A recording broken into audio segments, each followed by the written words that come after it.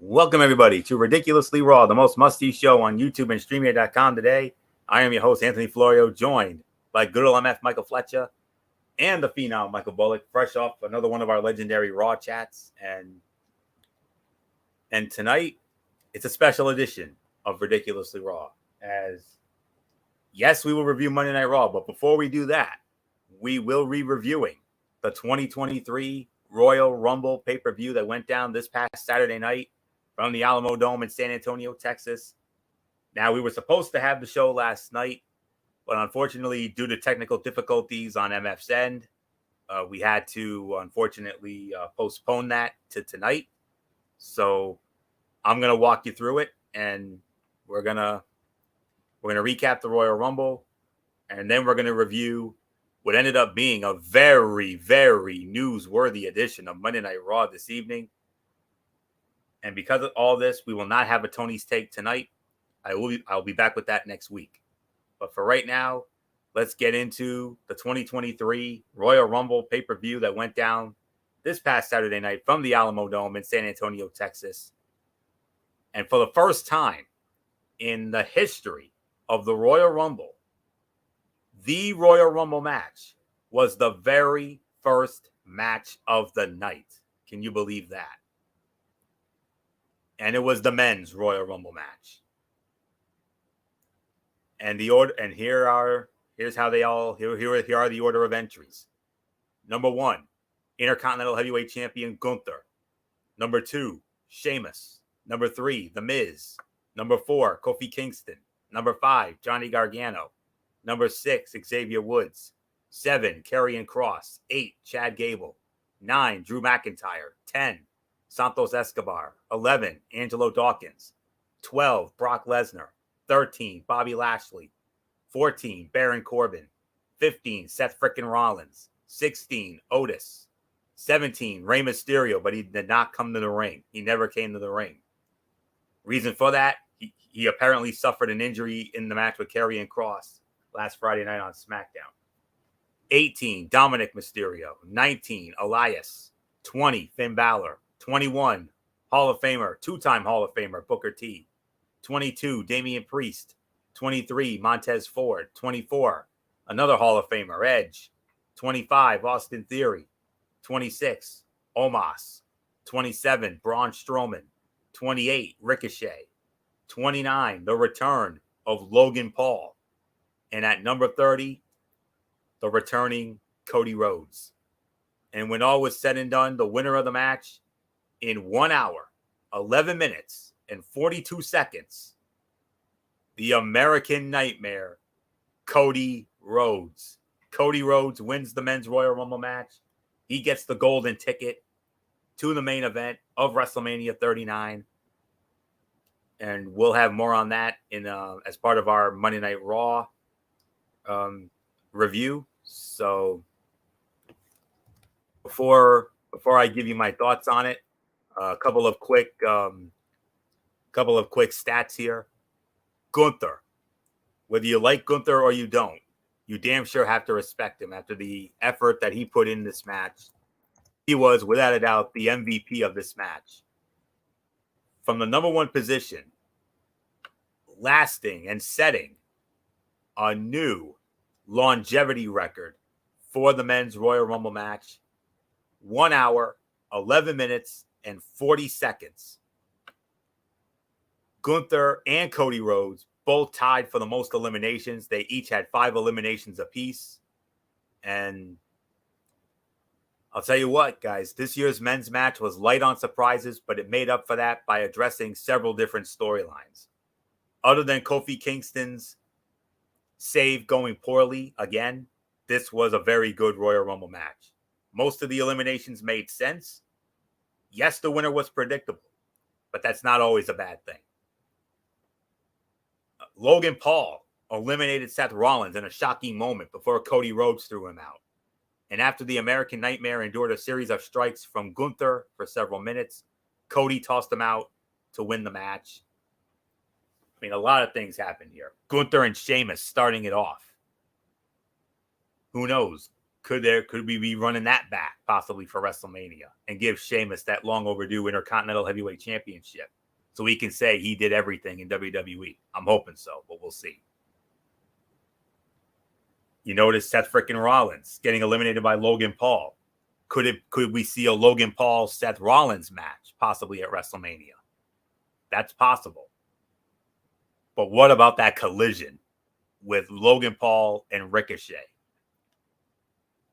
If we were all on commentary with MF being the lead, we all would have lost our mind. It's as simple as that. We all would have lost our damn minds. We would have let out I think MF and I would have let out our biggest whoa ever. And I would say, did you hear that? And MF would say, did you feel that? My God. And wow. That was amazing. And on top of that, before the show even started, Pat McAfee made his return to WWE after fulfilling his College Game Day commitments. Unbeknownst to Michael Cole and Corey Graves. And a fun fact, I learned in a dirt sheet today that Pat McAfee's plane literally landed in San Antonio literally 20 minutes. Imagine that, 20 minutes before the show even started. Can you imagine that? That's something. And it was, and the reactions that we had from Cole and Graves, legit. Those are legitimate. They weren't overacting. They were not overreacting. Those were legitimate reactions. So I just wanted to clear that up. But all in all, fantastic Royal Rumble match. This was the fight of the night for me. I'm giving this 4.5 stars. Fantastic jump off. I know it's not going to be for everybody, but I enjoyed this match very much. And I thought this was better than the women's match, which we'll get to in a bit. But yeah, a lot of issues addressed, like I said. Lashley and Lesnar. Let's not forget about Bobby Lashley and Brock Lesnar. Bobby Lashley eliminating Brock Lesnar from the Royal Rumble match. I think they're on track for a rubber match at WrestleMania because, you know, last year at the Royal Rumble, Bobby Lashley took the WWE Championship from Brock Lesnar thanks to Roman Reigns and Paul Heyman. And then, of course, Crown Jewel, we got that match. That match that left a bit of a sour taste in our mouths in Saudi Arabia. That Brock Lesnar won. But we're definitely getting the rubber match at WrestleMania. There is no question about that with Lesnar and Lashley. And yeah, a lot of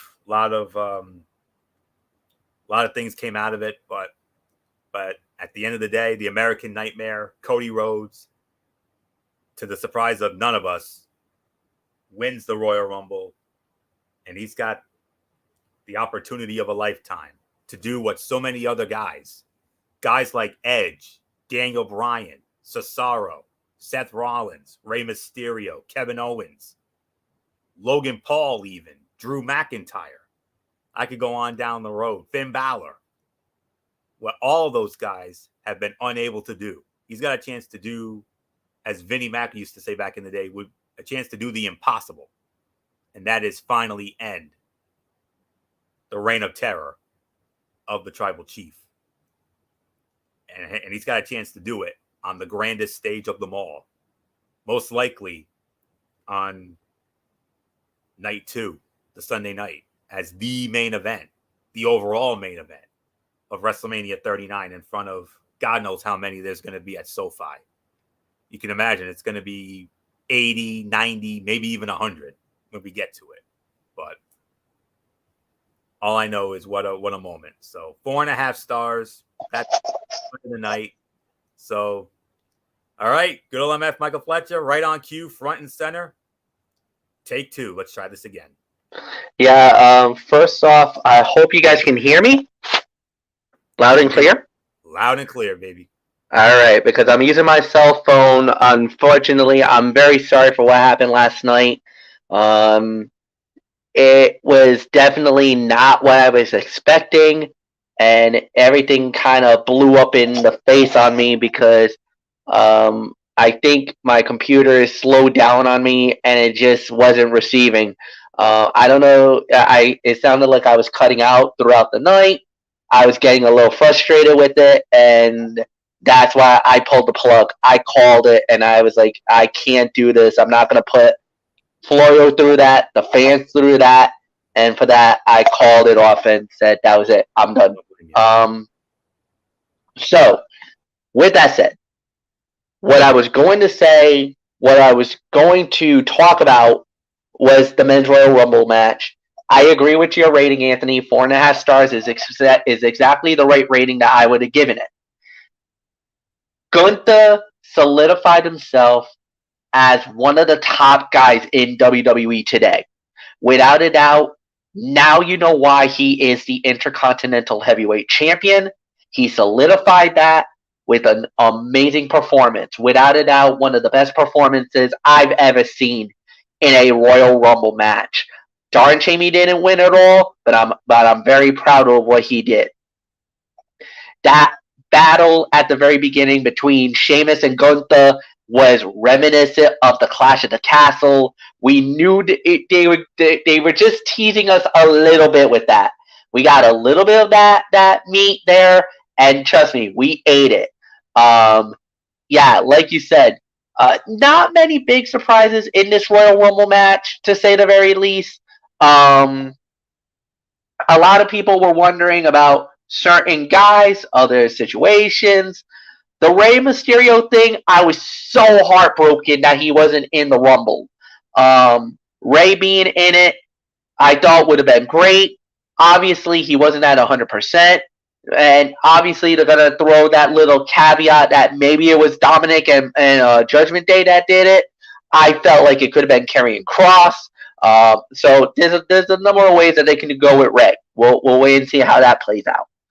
Then, Booker T showing up. Nice surprise. Not really too keen on it, but fine. What else? I'm not going to be a big stink about it. Logan Paul showing up. I know a lot of fans were a little upset with that call, but I'm not going to again say much except for that midair collision was an oh my god moment of the night. Yeah, I think we can totally agree. I know, Floyo, you were alluding to it. You were like, we did the whoa. Yeah, we definitely did the whoa.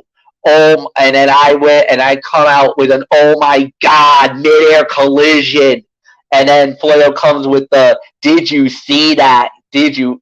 I definitely saw that. Did you feel it? Did you hear that collision? Oh my god, that had to hurt. Did you hear that? That's what I said. Yep. So unbelievable. And then of course the great ending with Cody winning, and I solidifying it with Cody Rhodes cementing his place. Now going to be walking with the Immortals at WrestleMania as the Royal Rumble winner. So now you get the golden ticket, the golden moment. Roman Reigns. We all know that Roman is the guaranteed champion, so there's no secret. Cody's gonna fight Roman, but now what happens? Is it for the undisputed title? Is it for one of the belts? We don't know. We're gonna have to wait and see. Cody did mention about it tonight on Monday Night Raw, so we'll get into it a little bit later on. And yeah, 4.5 stars, fight of the night. Nothing more to add. We briefly lost Michael Bullock. Hopefully we'll get him back momentarily. I think he might have just hit the wrong button. So, but yep, as predicted. Welcome back, Bullock. It's yours, brother. Cody Rhodes, the 2023 Royal Rumble winner for the men. Yeah, like you said, I mean, what a match this was. I mean, 4.5 stars. This was definitely the fight of the night. I mean, yeah, the outcome was never in doubt. But yeah, definitely a lot of things went down in this, but obviously one of them, like you said, Cody Rhodes, of course, winning it. Obviously, of course, Rey Mysterio, was hurt, and of course, it all stemmed from the match that we saw Friday night with him and Karrion Kross, and But obviously, they're trying to make it look like that it was Dominic that was the one who did it. So, yeah, I think this is all setting up for Rey and Dominic to face off at WrestleMania. I mean, there's no ifs, ands, or buts about it in my mind. Yeah, some pretty good surprises here. I mean, Booker T. I mean, that was cool to see him. I mean, obviously, like I said, that was pretty cool. But yeah, other than that, I mean, it was. But definitely, I mean, to have Gunther and Sheamus started off, that's the way you start off a Royal Rumble match. I mean, with an absolute banger with them, and yeah, I mean, whether you like Gunther or you don't, you definitely have to respect him. I mean, to last that long in the Royal Rumble match, I mean, that was an unbelievable performance by him. But Cody Rhodes, the winner. I mean, and now he gets the golden ticket to WrestleMania, and yeah, we'll talk more about it when we talk about tonight's Raw. So yeah, there's nothing more to say. Let's move on, Florio. And we move on to the first ever Mountain Dew Pitch Black match. Bray Wyatt squaring off against LA Knight. And the winner of the match in 5 minutes and 5 seconds, it was Bray Wyatt. MF, I've seen a lot of reviews over this, and this was not well received at all. Yeah, no, this was kind of more of a mixed bag. I mean, it wasn't what we were expecting it to be. I think going into it, we just had no idea what we were looking at, and it didn't click. I think Bray. I get what Bray was trying to do here, and if this was his idea, I'm sorry, but some fans, you really, really, really have to think outside the box here. And if you're a traditional wrestling fan, you're probably not going to get this. You will definitely not get this. You probably would thought, like, what a waste of time, what a load of crap, what this and that. And I get it. But there's going to be some people that are going to think, like, wow, this was pretty interesting. All in all, it wasn't what we expected. This was more of a segment than an actual match, more in my honest opinion. And I hate to say this because I'm a big Bray Wyatt fan. I felt like this was probably not needed for Royal Rumble. This didn't feel like a Royal Rumble worthy match. I hate to say it. Honestly, I don't even know how I could rate this. I don't know how I can rate this, honestly. So I'm gonna do something that I never thought I'm gonna do. I'm gonna abstain from rating. I'm gonna give this an automatic NA. I can't. I feel like there's nothing here that would make me want to put anything on it. And it's not the fault of LA Knight. It's not the fault of Bray Wyatt. I just feel like the whole thing. I just don't know how to even capsulate it or try to justify a rating for something like this. I can't. So no rating for me. Michael Bullock, it's yours.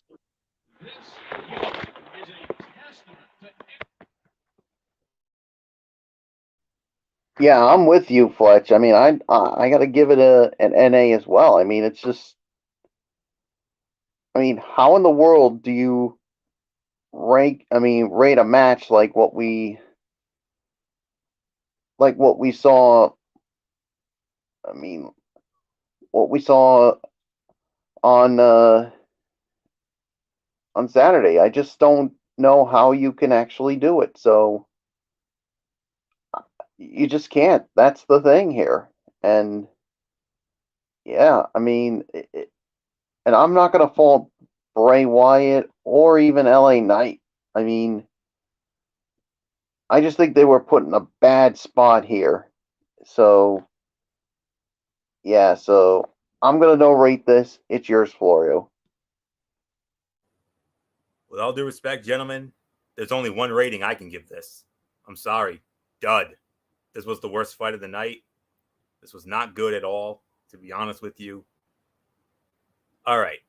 The ring had a big Mountain Dew logo in the middle that was glow in the dark. The ropes and LA Knight's gear were also neon yellow. And Wyatt was wearing paint that only showed under the black light. What unfolded was basically a no disqualification match. They fought in and out of the ring, used weapons, and didn't follow any of the usual rules. It was okay for what it was, but it's not going to be remembered the way the Firefly Funhouse match was. The ending of this was the weirdest part. Needs to be seen to be believed. Uncle Howdy showing up on a platform, dove onto LA Knight, and everything exploded into flames. And what in the world was that green gook that was all around the announce table area? What in the world was that? That's another weird part of this match. But with all due respect to that no rating, this was a dud for me. I'm sorry. This was the worst fight of the night. So not much more to say on this. Let's move on to our next match, which was the battle for the Raw Women's Championship. The champion, Bianca Belair, the EST, defending the title against Alexa Bliss. Winner of the match in 7 minutes and 35 seconds, and still the Raw Women's Champion, the EST of WWE, Bianca Belair. Michael Bullock, it was basically a TV quality type bout, to be honest. Yeah, it was a TV quality match. I'll give this about maybe 2.5 stars. I mean, this was fine for what it was, but like you said, I mean, this was a TV quality match on a pay-per-view like the Royal Rumble, which I quite don't get. I was expecting maybe something just a little bit better to basically fit the quality of a pay-per-view like this, but the outcome was never in doubt. So 2.5 stars. It's yours, Florio. Yeah, 2.5 for me. The action was decent, but it felt like something was missing. There were no shenanigans or Uncle Howdy to distract Belair. It was a bit uneventful. We did see some weird imagery on the big screen after the match that indicated Bliss will continue down this dark path. And that's really all I can say on it. So 2.5 stars, TV quality match. MF, your thoughts?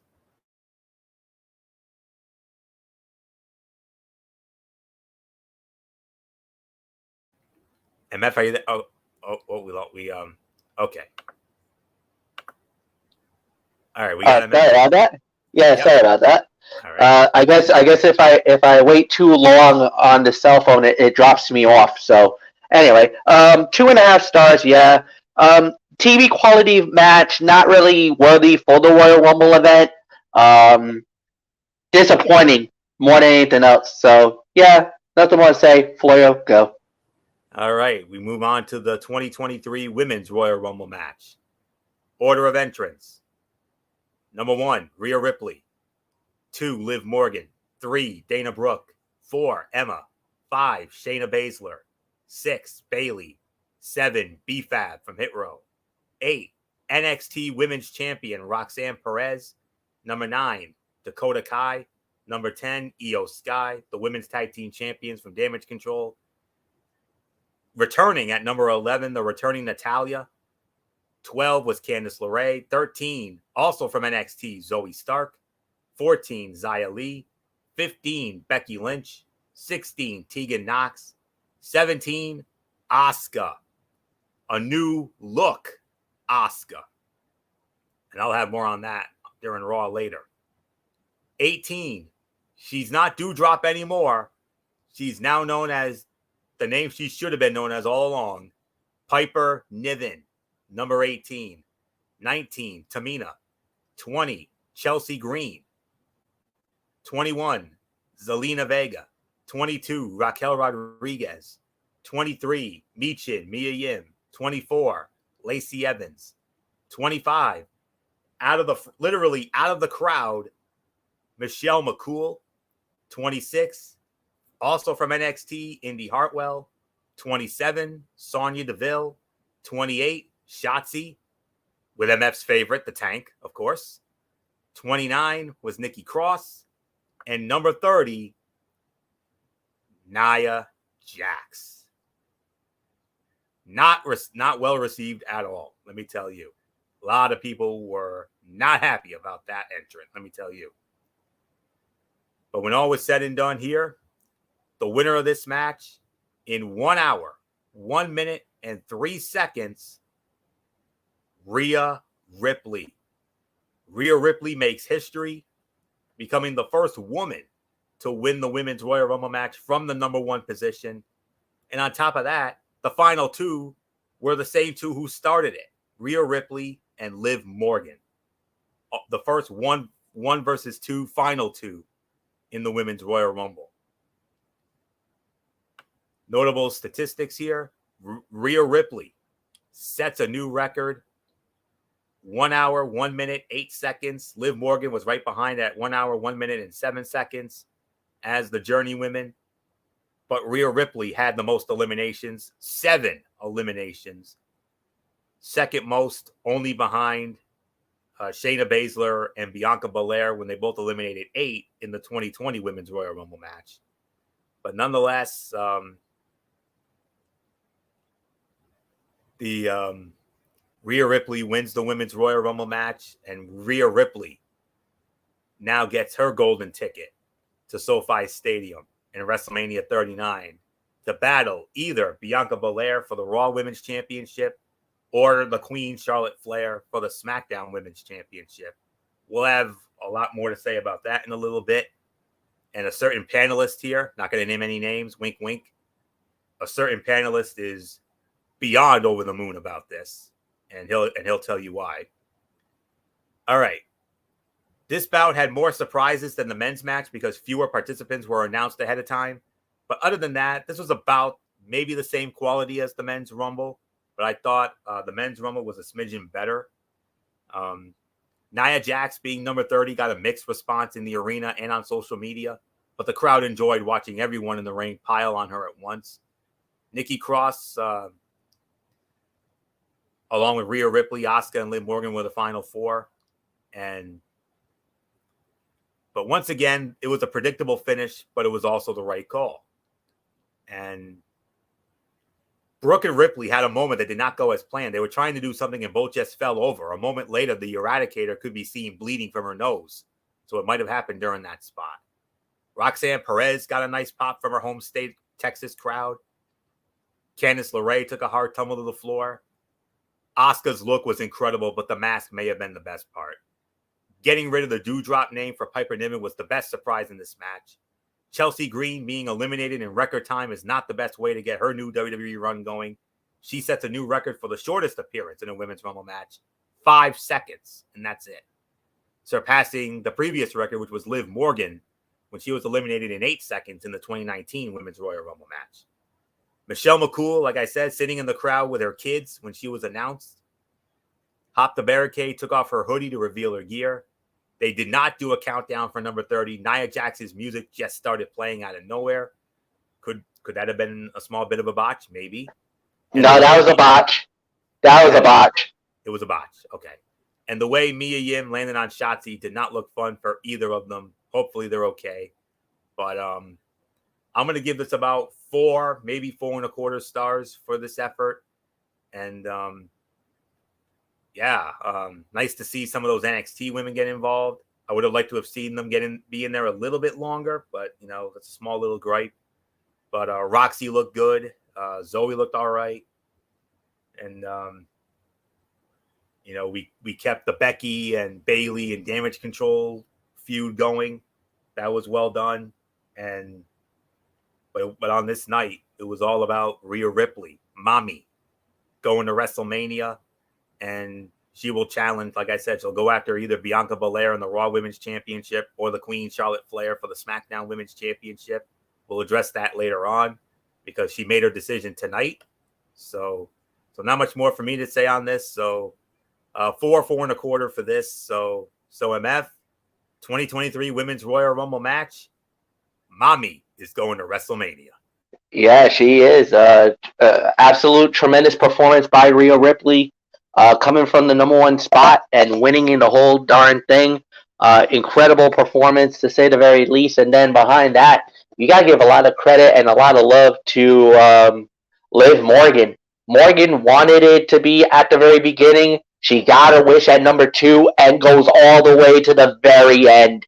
Iron Woman performance by her.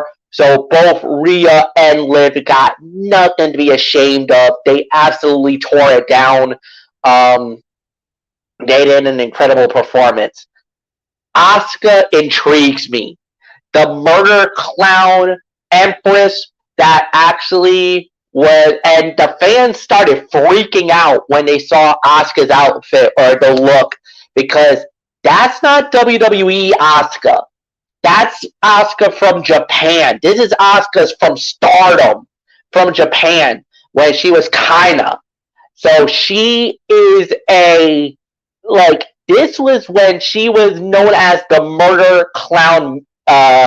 She was the murder clown mistress, is what she was known as. And this Asuka was lethal. I mean, what we saw her as this kind of Asuka was basically, this was the Asuka that turned or morphed into the Empress of Tomorrow. She turned to become, in my opinion, one of the greatest NXT women's champions of all time. That Asuka that basically was invincible, unbeatable, had that attitude, and you saw it. The kicks were more lethal. The strikes were more devastating. They had a purpose. There was nothing holding back. It was like Asuka went back to the fountain of youth and found that what made her who she was, what made her as legendary, as devastating, as dangerous. And this is the Asuka that I know a lot of fans didn't realize. But when I saw that paint and everything else, I was like, uh-oh, this might be... I think we're about to see a different side of Asuka. And sure enough, when that switch flipped, I was like, oh my God, she is back. Like, this was not the traditional Empress of Tomorrow. She went to another level, and I'm like, if we see this, she's about to become a champion very, very, very soon. Like, that's how good she was. So we'll have more on that later. Obviously, nice surprise to see Roxanne Perez, Zoe Stark. The one person I was wondering was, where was Cora Jade? I mean, Cora doesn't get in the Royal Rumble? I mean, I'm a little perplexed with that. I mean, out of all of the women, now you had Roxanne, you had Zoe. I obviously believe that if she didn't get hurt or she wasn't injured, I think Nikita Lyons would have been in here. I honestly didn't have any problem with Indy Hartwell being in it, but where the hell was Cora Jade? Why was she not in this Royal Rumble match? I think that was one of the bigger surprises, because I thought Cora deserves it. I think Cora deserves to be in the Royal Rumble. Well, for the body of work that she did this year, for everything she's done for NXT, I thought Cora should have easily made the spot. So I'm a little perplexed about it more than anything else. But at the end, great Royal Rumble match, 4 stars. Bullock, is yours. Yeah, 4 stars for me as well. I mean, yeah, no big surprise with Rhea Ripley winning this one. Now she gets to choose who she'll face at WrestleMania. And yeah, good to see some of the NXTers in Roxanne Perez, Zoe Stark, and Indy Hartwell.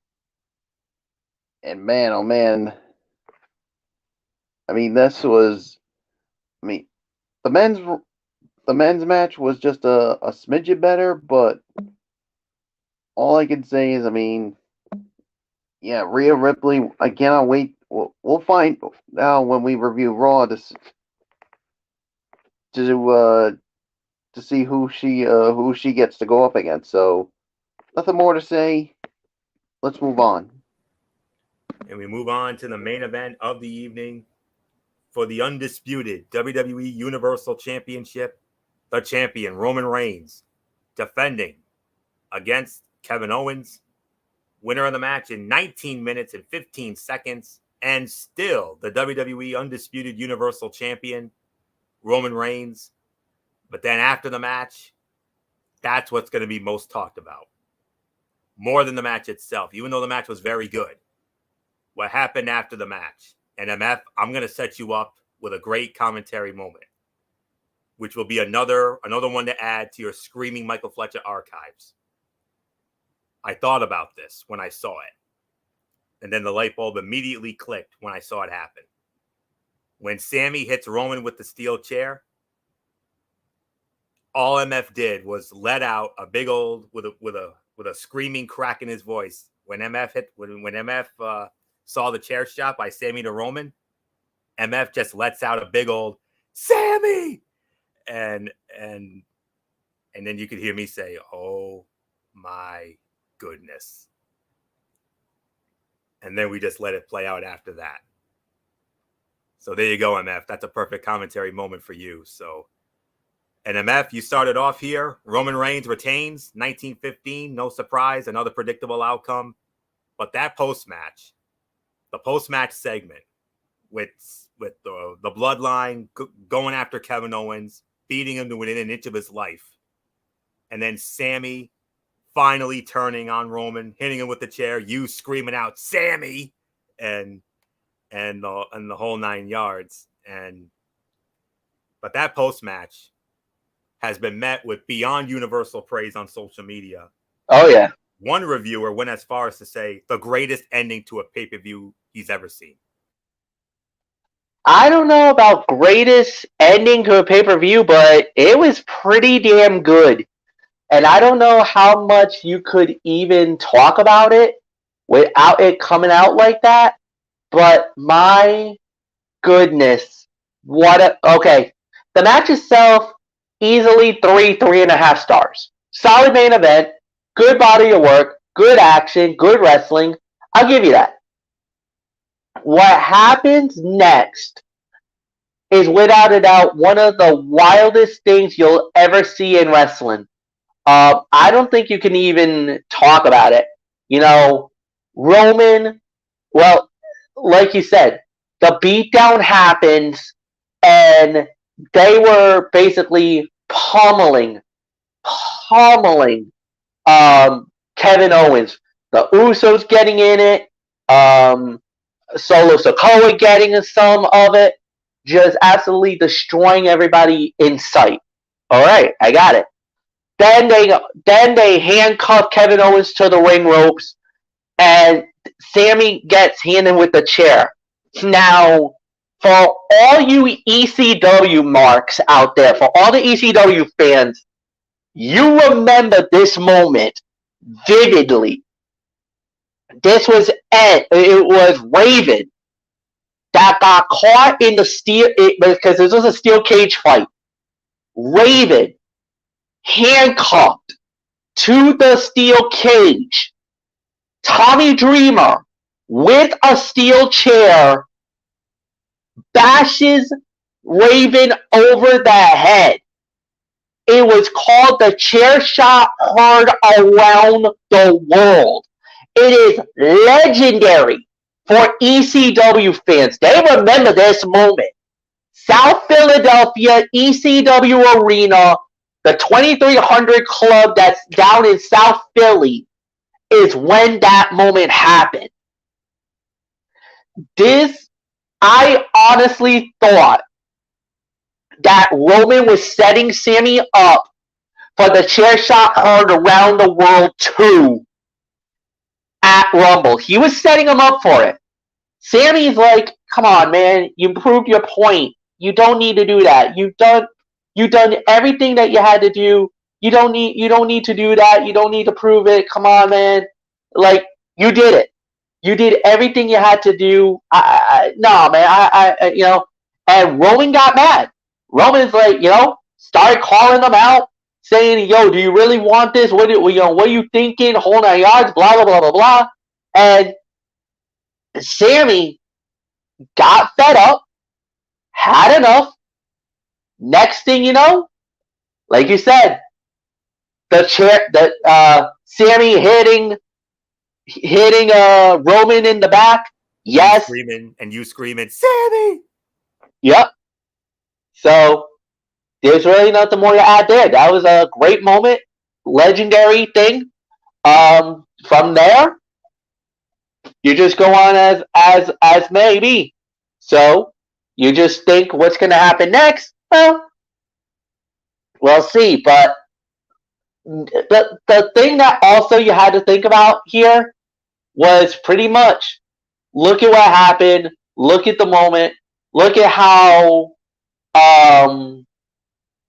Just think about the whole situation where poor Jey Uso, man. What has to be going through your mind right now? You stuck your neck out for Sami Zayn, and he literally did, like, you remember what happened at that tribal court the week before on that Monday Night Raw. Yeah, it was on Raw. He literally stuck his neck out for Sami Zayn. And Sami, in one way, did betray. Jimmy didn't hesitate. He pulled the trigger and jumped on Solo, pulled the trigger and eliminated him. And then Roman absolutely wears Sami out with that steel chair. That was unbelievable. The fans were not giving Roman a lot of love in that San Antonio crowd. I can't even repeat the words, what they were calling Roman. I'm not going to repeat it because, obviously, out of respect for Florio, it's a family-friendly show. But let's just say it was not. It was definitely not PG for him. Roman stands tall and defiant. But one thing is for sure, what happens to Jey? Jey rolled out of the ring and left the bloodline. And you could see he was visibly distraught. He was literally in tears. This poor guy was in tears. And he's conflicted. I don't know what's going to happen. And the one thing that you notice after there's two big bits of stories that came out of this. Number one, well, actually 3 bits. Number one, Jey Uso went on social media and said, "I'm out." What does that mean? He left. Does that mean he's out of the bloodline? Is he just needs a break? What's going on with Jey Uso? We don't know. Number 2, Sami Zayn and Kevin Owens, when they left, they were being helped up back they were being helped back to the locker room area. But if you notice, they were far apart from one another. They weren't side by side. They were like maybe 20 feet from each other up the ramp, going to the locker room. And you want to talk about the power of that moment that Sami did? It became one of the most watched moments replayed moments on social media history. 20 million views worldwide of the chair shot that Sami laid on Roman. 20 million people in a 24-hour period on WWE social media networks around the world. You cannot tell me that is an iconic moment. I'm going to say it. It's the moment of the year right now. This was a very good match, but the ending and the storytelling of this thing is without a doubt the greatest story that we've ever witnessed. This thing has taken a whole new level and is so much more precedent here, Anthony, that this moment is going to be the most talked about moment for years to come. When we talk about the greatest moments in Royal Rumble history, this is it. Non-Royal Rumble moment of the night, and without a doubt, for me, possibly the moment of the year for 2023. Michael Bullock, in the immortal words of the late great Regis Philbin, now how do you follow that? My goodness! Yeah, I'm not even gonna try. I mean, I don't even know how to top what. I mean, that's why Fletch is our hype man, and he brought it. So, yeah, this is one that everybody's going to be talking about for a long time. Where were you when Sami Zayn turned on the bloodline? I mean, this was definitely the moment of the night, moment of the year. I mean, so on. I mean, man, 3.5 stars. I mean, there's really nothing more to say. It's yours, Florio. 4 stars for the match, 5 stars for the post match. I mean, wow. Just unbelievable. It received so much praise on social media and a lot of reviewers alike. I mean, match was good, but just like the rest of the show, it was a bit too predictable. Even the ref bump could be seen coming from a mile away. What came after was what everybody actually came to see. And Sami finally turning, MF losing his mind on commentary with that screaming Sami, which I'll never forget for as long as I live. And MF sold that thing perfectly. That's all I'm going to say. He sold that absolutely perfectly. And that's what also made that a 5-star post-match segment. And, you know, a lot of things came out about this. And, you know, a lot of people are saying, oh, Sami should be the one to dethrone Roman at Mania. I don't know. But we'll wait and see on that. But the match was 4. The post-match, though, that was a 5-star. That's all there is to say. So, Michael Bullock, let's start it off with you for the overall review, your overall thoughts on the 2023 Royal Rumble. Yeah, I mean, this was definitely a very good Rumble. I mean, what can you say? I mean, we saw a lot of things that went down in this, but mostly people are going to talk about what happened after that undisputed Universal title match. That's what's got everybody talking about. Of course, the worst fight of the night, obviously LA Knight and Bray Wyatt. I mean, the Raw Women's title match was okay, so I'm going to give this 8.5. So there's really nothing more to say. It's yours, Florio. What'd you give it, Bullock? I gave it 8.5. Okay. Yep. You went a little too fast. I got a little sidetracked. Yeah, 8.5. That's about right. That's what the average consensus was from some of the reviewers I've read gave it. It was within that range. Men's Royal Rumble match, fight of the night for me. I would say maybe second best fight was maybe the main event. Throw in the Women's Royal Rumble. It was a 3-match show, basically. Those were the 3 big matches of the night. The other 2 matches, I mean, the Raw Women's title with Bianca and Alexa, that was a TV quality bout. That Mountain Dew Pitch Black match, I mean, that was a mess. That was the worst fight of the night. That was an absolute dud for me. So there is absolutely no question about it whatsoever. Bullock absolutely nailed it. So, all right. So we got 8.5. Michael Bullock's calling in a night, so no surprise there. So MF and I will take you through Monday Night Raw. As Monday Night Raw, as we start the road to WrestleMania. Hey, whoa, Tony, you forgot my rating. Yeah, I'm sorry. I got sidetracked. You got sidetracked because of Bullock. No problem. It's all good. But I'm with the consensus 8.5. No, you can put your mic back on. So yeah, nothing more to say. It's yours, bro. All right. Little botchery on my end. All right, now let's move on to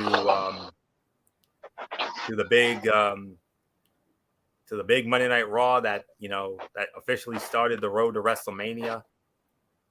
Saturday's Royal Rumble was one of the most predictable pay-per-views in recent memory, but that does not mean people were upset with the results. In fact, both Royal Rumble winners were fan favorite picks leading into the show. Rhea Ripley won the Women's Royal Rumble and Cody Rhodes in the Men's Royal Rumble. Both superstars will now have a title shot waiting for them at WrestleMania 39. We also saw the bloodline begin to crack as Sami Zayn was seemingly ousted from the group following his attack on Roman Reigns. Jey Uso's status remains uncertain after he walked away from his family. We also saw Bianca Belair retain the Raw Women's Championship, and Bray Wyatt defeated LA Knight in the Mountain Dew Pitch Black match. Let's take a look at how Raw addressed all of this and kept us going on the road to WrestleMania. Monday Night Raw live tonight from the BOK Center in Tulsa, Oklahoma on the USA Network. And we started it off with an in-ring segment. Cody Rhodes cutting a promo, and it is official. And you heard Cody Rhodes say, undisputed WWE Universal Champion. So you have to imagine that it'll be for both titles. You would have to imagine that. And then Cody was interrupted by the Judgment Day, minus Rhea Ripley. It was Damian, Finn, and Dominic. And then Edge came out and all hell broke loose. And it set up our main event for tonight, which was a first-time ever matchup, one-on-one, Cody Rhodes versus Finn Balor. And we're going to talk about that in a bit. The promo from Rhodes was great, but the stuff with Judgment Day that came after it kind of killed the momentum until Edge came out and attacked everyone on the stage. Rhodes joined the fight and took down Balor as the show went to a break. So, great promo from Cody. Perfect first promo to, and he talked about his journey. He talked about his progression in WWE. When he started as a young blood, when he first came into WWE back in 2007. And then, of course, talking about the dashing gimmick. I mean, the fun MF and I had with that back in the day. And then, of course, as Stardust and now as he is now as the American Nightmare that started in AEW and now full circle here in WWE. And now he's going to have, without a doubt, the biggest match of his entire professional wrestling career, which I believe will be on the Sunday, which I believe will be the main event of both WrestleMania nights on night number 2, Sunday night, April the 2nd, SoFi Stadium, when Cody Rhodes challenges the Tribal Chief, Roman Reigns, for the undisputed Universal Championship. And if they're going to keep both belts on Roman, I mean, now I know a lot of people are talking about Sammy and all that, and I get that, but here's the thing when it comes to this. And I've even heard people talk about how they should have Roman defend one title on night 1 and defend the other title on night 2. No, I don't like that. Because you could end up basically having Roman lose both nights. And we don't need that. when Roman finally does lose, which I believe will be at WrestleMania to Cody Rhodes, that's how it should be done. Even with both belts, that's how it should be done.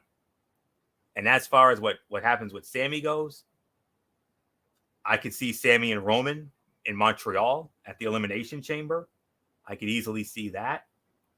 And I could even see Jey Uso costing Sammy the match, as that whole thing was a ploy. And, as a payback for what he did to Roman. And that could set up Sammy and Kevin going after the Usos and the tag team titles at WrestleMania. You can give both guys iconic WrestleMania moments right there. So that's just how I would do it. When Roman loses, it has to be once, and it has to be special, and it's got to be done exactly, perfectly right. That's just the way I feel. So, great start to the show. So, the Judgment Day stuff was a little lame, but Cody's promo, very well done. And MF, it is now official. Cody Rhodes, Roman Reigns, undisputed Universal Championship, SoFi Stadium, WrestleMania 39. Yeah, I think that was kind of the biggest question, was what were they going to do with the undisputed title? Obviously, there was hints about maybe separating the two belts, having one Roman fight one belt with Cody and then the other belt with someone else. Now they're saying that no, it's going to be Cody going after both belts. So all right, fine, I'm cool with that. Because I'm pretty sure eventually Cody will probably make the decision that, he'll probably, if he wins the title, maybe he's the one that says, you know what, let's just split both belts and we'll end it right there. So I could see that happening. But whatever the case may be, I kind of felt like this is better than anything else that they would have done. So I'm actually for this. So I don't mind it. We knew Cody was going to challenge Roman at some point. He was going to challenge Roman. We just didn't know how they were going to do it. But I'm cool with it. So great match, good battle. Good thing for him. Judgment Day coming out. I'm not really too fond of it. But I will see how it plays out more than anything else. And then, we'll see how it goes down the line. So ultimately, good start to the show. Floyo, it's yours. All right. And I said it was a newsworthy show. So here we go. Here's the first bomb of the night. The Elimination Chamber pay-per-view. We're going to have 2 Elimination Chamber matches. One for the men and one for the women. The men's Elimination Chamber match? How about this? For the first time ever, to my knowledge, the United States Heavyweight Championship is going to be defended inside the Elimination Chamber. Austin Theory, we know he's the champion, so obviously he's in the match. And tonight we had 3 qualifying matches. The first of which featured Seth freaking Rollins versus Chad Gable of the Alpha Academy. Seth Rollins wins the match, 9 minutes and 10 seconds. MF, predictable outcome, but Seth Rollins and Chad Gable to start the Chamber qualifiers. Rollins wins, so Rollins and Theory and 4 others. How about it? Elimination Chamber, U.S. title. Yeah, big moment for the United States Heavyweight Championship. This is actually the most prominent moment for them. We talk about the Intercontinental getting relevancy now that Gunther is the champion, and as a matter of fact, after his Royal Rumble performance, he elevates even further up the ladder. Now that with what he did at the Chamber, with the Royal Rumble performance, he elevates the Intercontinental title tenfold. Now they're going to do it with the U.S. title to elevate Austin Theory, and why not put him in one of the most sadistic structures in wrestling history, the Elimination Chamber. It's going to be interesting. It's going to be crazy to say the very least, but it's going to be fun. And then with Seth Rollins winning over Chad Gable, 3-star match, solid battle, good fight.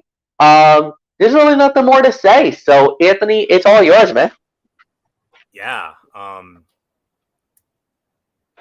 They did a little bit of everything in this bout. We saw grounded submissions, high flying moves, lots of strikes, and a few slams and suplexes. This was like a sampler pack of a wrestling match. Chad Gable got in more offense than expected and had counters for all of Rollins' biggest moves until he found himself being spiked with a pedigree to give Rollins the win. Outstanding match that left a lot of room to grow if they ever face each other again. And the crowd loves Rollins everywhere WWE goes. He needs to be back in the hunt for a title soon. He's too hot to let him cool off in non-title feuds for too long. Gable's senton from the apron was great, and countering the Enziguri with an ankle lock was a fantastic counter spot.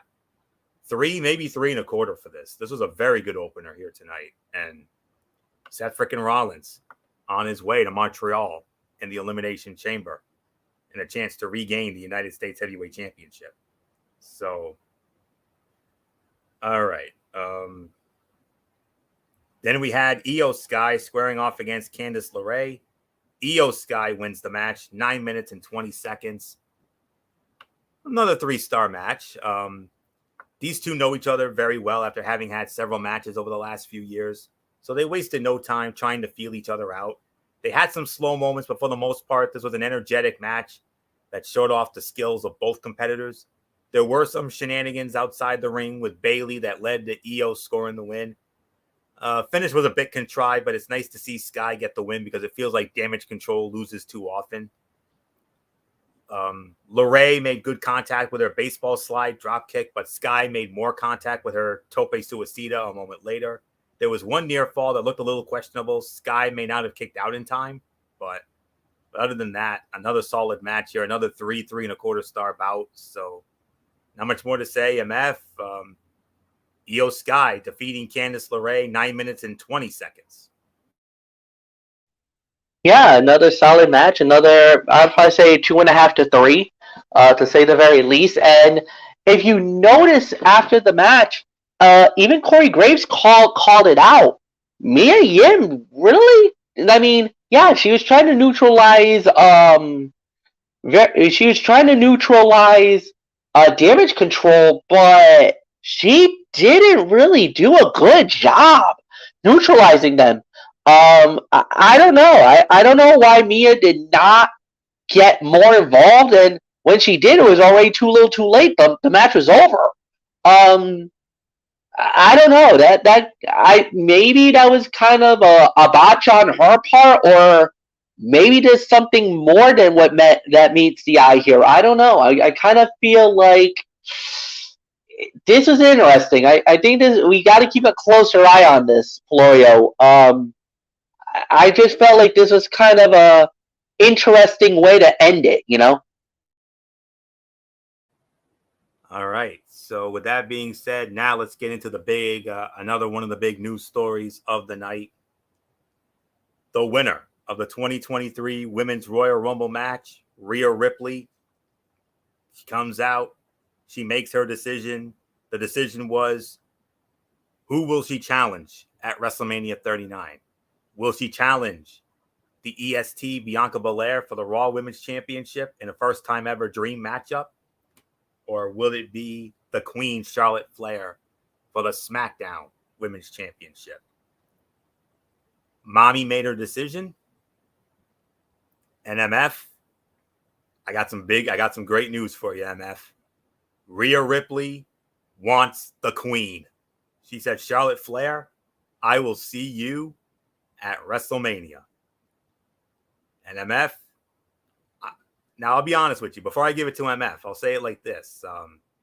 As I give it to MF, I know this is not going to be for everybody. I know a lot of people wanted to see Bianca and Rhea. I'll be honest, I'm one of them. But MF, what a coup and what a steal for your show, Friday Night SmackDown on Fox. Charlotte Flair, Rhea Ripley, SmackDown Women's Championship at SoFi. How about it? Yeah, and you know what? I honestly thought the same thing. I could not believe I heard Rhea Ripley said, Charlotte, I want you. I choose you. I absolutely was flabbergasted. My jaw hit the floor. I personally did the Corey and Sean, and then I freaked out, I was like, yes, SmackDown gets the moment in the spotlight at WrestleMania again. This is awesome. This is a great announcement. I know the guys and I know the executives at Fox is over the moon with this decision because now they could actually promote Charlotte versus Rhea, and they're gonna be quote unquote hammering that drum all the way from now until WrestleMania. And it was a great announcement. It was a big moment. So SmackDown gets a big coup, like you said, and I'll openly admit it. I was very apprehensive as well because I was like, man, that's a raw deal. How, no pun intended, but what's going to happen with Bianca Belair, this and that, blah, blah, blah, blah. And then I started thinking different people who would be maybe getting the opportunity at the title. But Anthony, as you know, Adam Pearce made a big announcement later on in the evening, and that we will address. And we'll address it. He definitely made amends and made us very happy with what could possibly happen with that moment. So we'll wait and see how that plays out. But oh my God, that's all I can say is oh my God. This was a big, big moment, big thing for SmackDown. Like you said, Rhea Ripley gets to face off with Charlotte Flair now. And this is a rematch.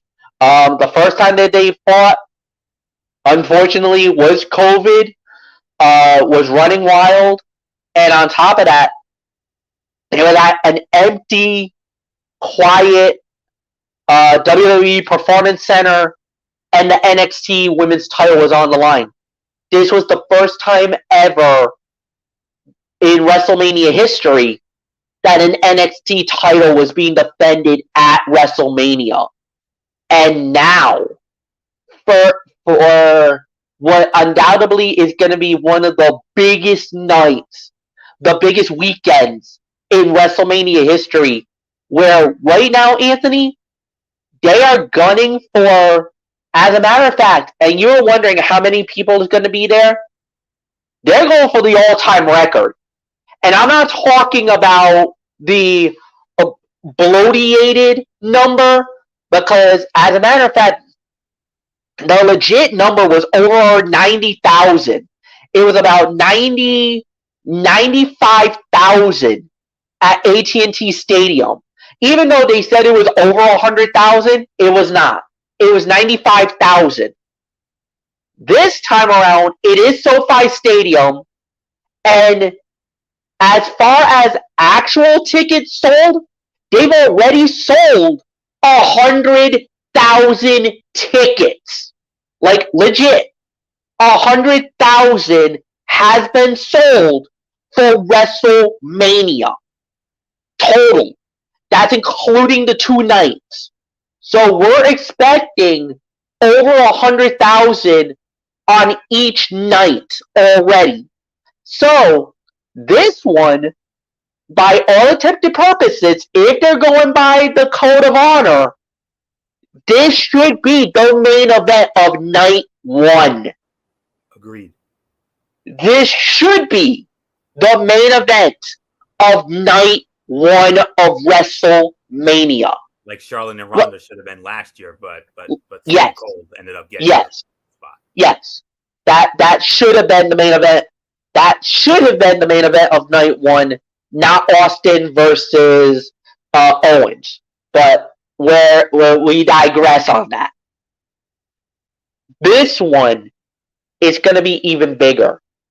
This is going to be historic because already, like I said, 100,000 tickets have already been sold, and that was even before any matches were announced. This was the power of Triple H's booking that he did. That 50,000 should have been a lot more for the Royal Rumble, and I do believe that number is actually higher. I don't think that's the actual number. I honestly believe that the number that they gave for the Alamo Dome something tells me that number is higher. And I do believe it is higher. Because they even said it was the largest gate they ever did for a Royal Rumble event. So I believe that number is higher. And we're going to hear it very soon. I do know for a fact, and multiple sites have confirmed this, that 100,000 tickets have already been sold for WrestleMania. There's nothing more to say. This match already has a level of excitement. We have 2 main event matches now for night 1 and night 2. Now you just let the chips fall where they may for the rest of WrestleMania. And oh my God, shut up and take my freaking money right now. That's all I can say. Rhea making that decision is a big moment for SmackDown, a big moment for me. For me, as Team Blue, I get, just like as I'll get very, very soon, as we'll do it, we'll be there, but oh my God, this is going to be an incredible event. This is going to be so exciting. Florio, there's really nothing more to say.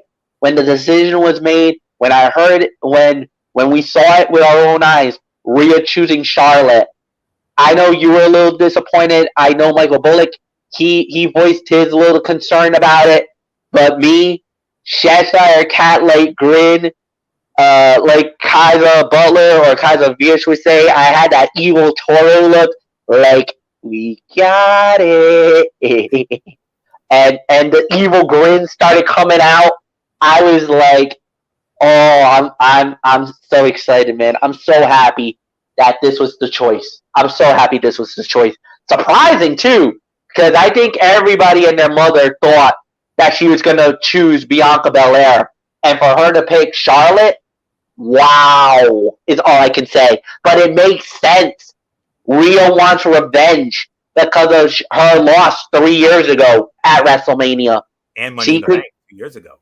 And Money in the Bank. But I do believe this time around, I think the Nightmare, I think Mommy gets the gold. She's going to get her revenge. And I do believe we're looking at a new SmackDown Women's Champion. And let me tell you, I would be happy to have Rhea Ripley as the SmackDown Women's Champion because the first opponent, I honestly believe who could get it, the runner-up of the Royal Rumble. I think we could see her and Liv Morgan go at it for the belt for a little bit. So we'll see. That would be interesting. Oh yeah. Yep. And all right. As far as how I feel about it, I don't hate it, but I would have preferred Rhea and Bianca because I thought that was a dream match waiting to happen. Because we were supposed to have it last year, but remember, Rhea had to pull out because of some dental type emergency, and I think she also had a concussion as well. So that's why we didn't get the match at some point last year. But I thought for sure we were going to get it here. But I did hear some reports about Rhea going after Charlotte, and those reports ended up being true. And yeah, and they're going to make history because they're going to be the first 2 women they're going to be the first women to battle for the NXT Women's Championship, the Raw Women's Championship, and now they're battling for the SmackDown Women's Championship. And for Rhea Ripley, if Rhea wins the SmackDown Women's title at WrestleMania, she becomes a Grand Slam champion because she's been the NXT Women's Champion. She's been the Raw Women's Champion.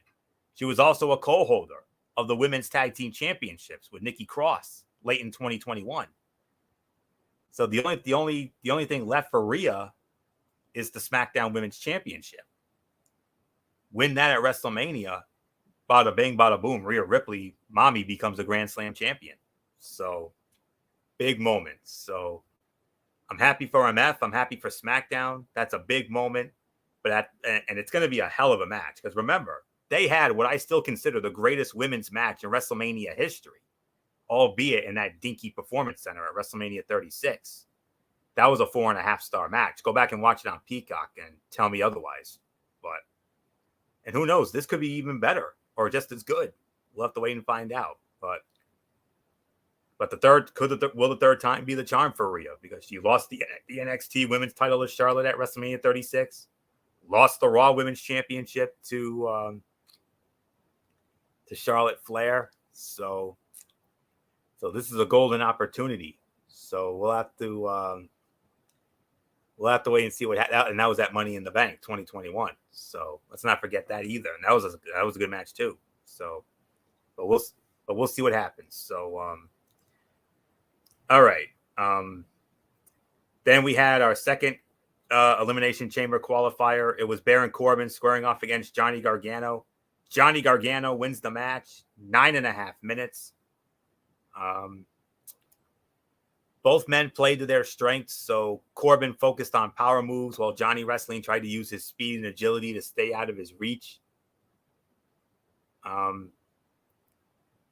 It was a solid match here. Another solid match. This is another about 3.25 star match. Corbin's chokeslam backbreaker is a great move. I mean, that's all I can say on it. And Gargano pulled out the win by countering End of Days into a small package. He had a little help from Dexter Lumis, containing or keeping JBL at bay during the match. Even put his axe through JBL's legendary cowboy hat. So, and you saw how mortified JBL was on that. I've always loved his facial expressions. That's all I can say on that. So, about another 3 to 3.25 star match here. So, not much more to say here. MF, Johnny Wrestling joins Austin Theory and Seth freaking Rollins in the Elimination Chamber in Montreal for the United States Heavyweight Championship. And to me, the right decision. I don't think anybody would have took any credence if Baron Corbin got in there. I think a lot of people would have been a little upset. But to get Gargano in there is an excellent match. I think it would be an excellent moment. And you're filling up the guys with true men that's going to be monster players in there. Gargano's is going to do something special. We already know what Rollins can do. And then you got Austin Theory. I mean, just have these three guys alone in that Elimination Chamber. I mean, you're already setting up for some very exciting stuff, to say the very least. So, yeah, this was really good. So, solid match. Another, I would say about 2.5 to 3. Solid match, but nothing more to say. And Anthony, back to you. All right, and then we had the return of the MVP VIP lounge. His guest was the United States Heavyweight Champion Austin Theory, interrupted by Bobby Lashley. Not really much to speak of here. So I mean, it was kind of an awkward exchange, but both men were able to get a few good lines in there. Bobby Lashley showed up, but Theory was able to avoid the spear while pulling MVP into his path. Champ was still running his mouth as he walked away. This segment accomplished the goal of keeping Theory and Lashley's feud going, but that's about it. All right. And then we had The Miz come out, cut another whiny promo, interrupted by Adam Pearce. And Adam Pearce had news for The Miz because he was going to be in a match against the newest member of the Monday Night Raw roster, returning to WWE for the first time in nearly 10 months. Rick Boogs. Yes, Rick Boogs is now on Monday Night Raw. We all remember 10 months ago at WrestleMania 38, when he and Shinsuke Nakamura, when they challenged the Usos for the SmackDown Tag Team Championship. We all remember Rick Boogs tore his quad. And we hadn't seen Rick Boogs since until tonight. Tonight was the first time since WrestleMania 38 that we got to see Rick Boogs. And Rick Boogs defeated The Miz in 1 minute and 15 seconds, all while The Miz was wearing a fancy suit. So that was obviously a dud, but a nice showcase for Rick Boogs. MF, I know you were very disappointed about this because I know how much you loved Rick Boogs on SmackDown, especially those hijinks with Shinsuke Nakamura and Pat McAfee. Yeah, but the thing is that we don't even know if McAfee's actually coming back. So because McAfee talks about that he doesn't know if he's going to be back because it seemed like that Rumble or the Royal Rumble appearance was a one-off as of right now. So we don't even know if he's even going to be back with SmackDown Live because he's taking some time off as it pertains with what's going on with him and. Because of his commitments with ESPN, because of the College Game Day. But he does hint that he would love to come back to WWE, but right now there's just so much going on. Plus, he's going to be a dad very soon. I don't know if you've noticed that, Anthony. I don't know if you've been following, but his wife is expecting in a few months their first child. So, yeah. I heard So, about that. Yeah. huh? Yeah, I heard about that. Yeah, so there's a lot going on in the McAfee household. So yeah, so we'll wait and see what happens. But chances are we might see him at WrestleMania, but chances are we might not. I don't know. But yeah, so as of right now, that's all that we know. But as far as Rick Boogs go, yeah, I was a little heartbroken to see that he's on Monday Night Raw now. But you know, he is still cool. He's still got that energy. He's still got that lightning stuff. I'm happy. I'm excited. There's gonna be a lot of fun. That's all I can say about it. There's nothing more to say. It was a fun welcome back for Rick Boogs. But as far as that goes, we'll see. Floyo's yours. Yes, sir. And all right. Then Bayley comes out, cuts a promo, interrupted by Becky Lynch.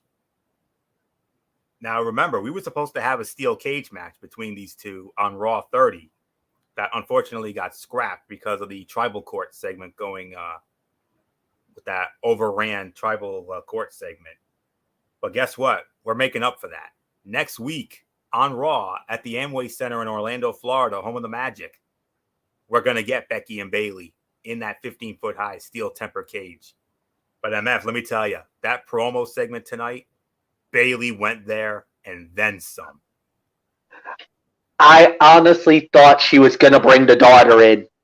I honestly thought she was going to go there and talk about her daughter and talk about her being a mother. If she would have done that, I would have, like, that's it. Man, I would have been like, oh, no. She went after and said about her husband, about Seth Rollins, saying that the only reason why you got married to Seth is because he knocked you up. Like, that was a little bit of a dirty hit. That was a little low, and I was a little annoyed with that. But I honestly and truthfully and straight up, I honestly thought that they were going to go even further. I honestly thought she was going to talk about her being a mother. I know the kid. I know children are off limits, and thank God for that. But I thought if there would have been a perfect moment to pull that card, that would have been it. I thought Bayley was gonna go there. She went far. I thought she was gonna go over, but she didn't. Thank God, because maybe that really would have triggered it. But we'll wait and see. But yeah, this was pretty damn good. So I really got nothing more to say. I liked it. I thought it was amazing, and yeah, there's really nothing more to add. I thought they did a really good job with it. The great segment. Then the way that Becky was able to goat Bayley into the match because of destroying damage control by literally bringing out Dakota Kai. Dakota Kai having her leg wedged with a chair, and she was about to use the chair on that leg and that was the surgically repaired leg of Dakota Kai. I thought she was about to break that leg again, and that's when Bayley like, no, you got your match. He's like, oh, thank you for that. By the way, you might want to check Io Sky. She's in the back right now. Uh-oh, what did you do? But, we never knew what she did, but Let's just say she ended up getting beaten up pretty good. So, yeah, no, this was a great segment. And like I said, I thought Bailey was going to go a little more further than what she did. But Flair, it's yours. All right, and now that big announcement here. There was a backstage segment. The beautiful Kathy Kelly interviewing Adam Pearce, and Adam Pearce confirmed that Becky Lynch and Bailey in the steel cage for next Monday night was official. And he also determined who would challenge Bianca Belair for the Raw Women's Championship after Rhea Ripley chose to go after Charlotte Flair in the SmackDown Women's Championship. Simple solution. A women's Elimination Chamber match at the Elimination Chamber, cross-branded, mind you. It's not Raw exclusive. There's also some SmackDown women in this match as well. Let's keep that in mind. And the winner of this Elimination Chamber match at Elimination Chamber will challenge Bianca Belair for the Raw Women's Championship at WrestleMania. 4 of the 6 have already been announced. The final 4 women from the 4 runners-up from the Women's Royal Rumble match: Raquel Rodriguez from SmackDown, Liv Morgan from SmackDown, Nikki Cross and Asuka from Raw. Those 4 are in. And next Monday night on Raw, we're going to have a fatal 4-way match with Mia Yim versus Candice LeRae versus Piper Niven versus the returning Carmella. So the winner of that match will join those other 4 and one other competitor in a women's Elimination Chamber match. And the winner of that match will challenge Bianca Belair for the Raw Women's Championship. So great announcement by Adam Pearce. Great decision. I'm for it. My early favorite right now is Asuka, based on her new look. But, you never know. They could go another direction here. You don't know. So, but right now, my early money's on Asuka. That's just what I'm saying. That repackaged Asuka against Bianca, ooh, that would be something. So, all right. Final Elimination Chamber match qualifier. Bronson Reed squaring off against Dolph Ziggler. Bronson Reed wins the match, 3 minutes and 15 seconds.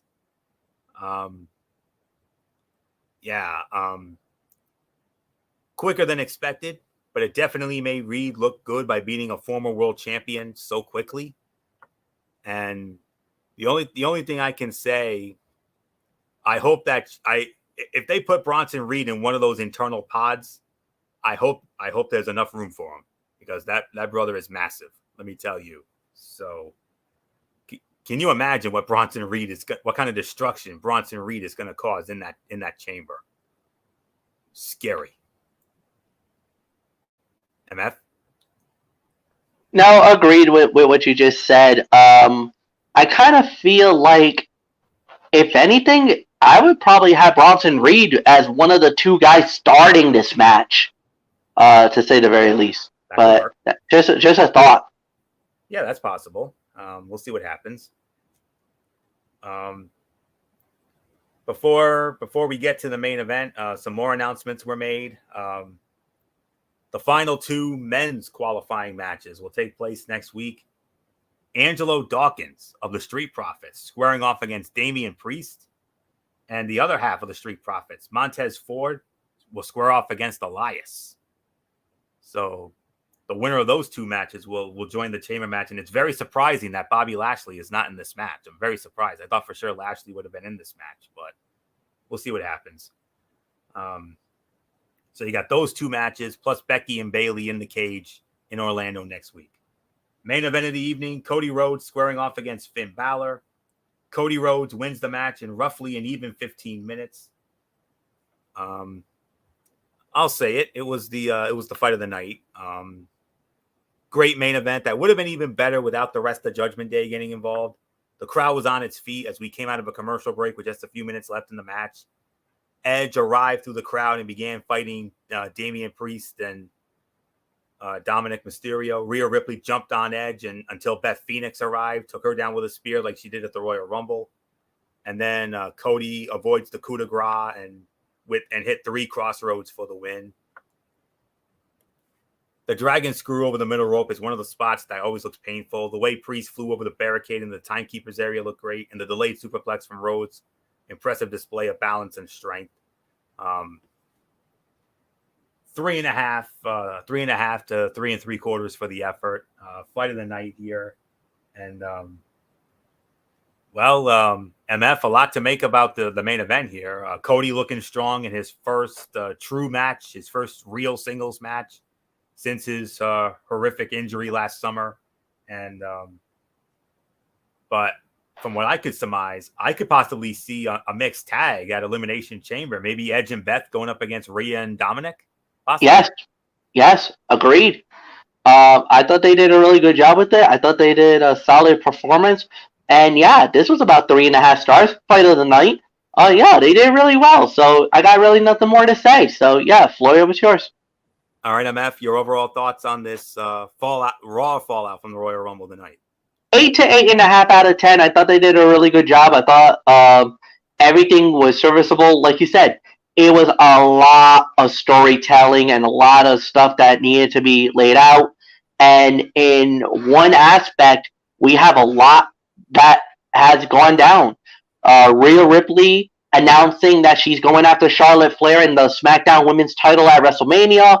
Obviously, Cody Rhodes making it official that he is indeed going after Roman Reigns for the undisputed title. So that means at least 2 main event matches for WrestleMania is now set, and that's great. So now we start the build. Now we start setting it up down the line. So no, I thought they did a really good job. 8 out of 10 is my official rating. Anthony, it's yours. Agreed. 8 out of 10. Very enjoyable show tonight. There was focus, matches with stakes. The Elimination Chamber built nicely with the qualifying matches. Rhea Ripley choosing her WrestleMania opponent, and Cody Rhodes, his star power is back on Monday nights. And let the road to WrestleMania begin. I mean, only had I would say maybe 1 or 2 2 bad matches on this show tonight. All the other matches were solid to good to great. Great storyline progression. Newsworthy show. That's all I can say. 8 out of 10 for me as well. And with that will put the bow on this very special and exciting edition of Ridiculously Raw. We want to thank you all so very much for tuning in as always. We'll be back with you. MF, usual start times for the shows this week, I'm sure. So Wednesday night, 10:30, over on MF's channel, Brace Fan 95.